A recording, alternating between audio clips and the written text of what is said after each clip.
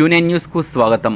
బాల్కొండ నియోజకవర్గంలోని మెండోరా మండలంలో ఈరోజు 7 గంటల నుండి గట్టి పోలీసు బందోబస్తు మధ్య ప్రశాంతంగా పోలింగ్ ప్రారంభమైంది.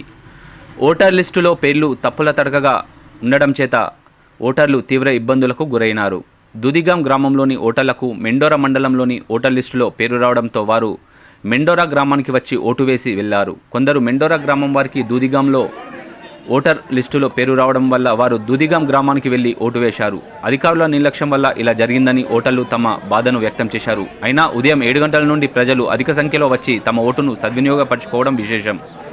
ఇటువంటి పొరపాట్లు పునరావృతం కాకుండా అధికారులు తగు చర్యలు తీసుకోవాలని ప్రజలు కోరుచున్నారు.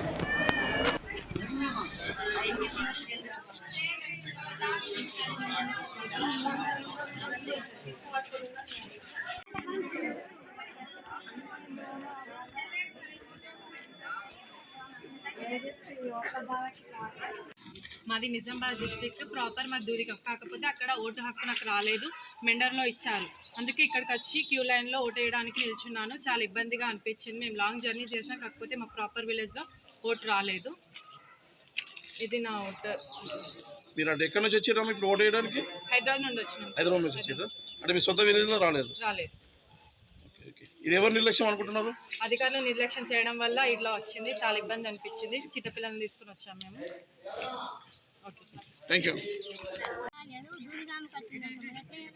ఆధార్ కార్డు ఇదే ఊరు మాది.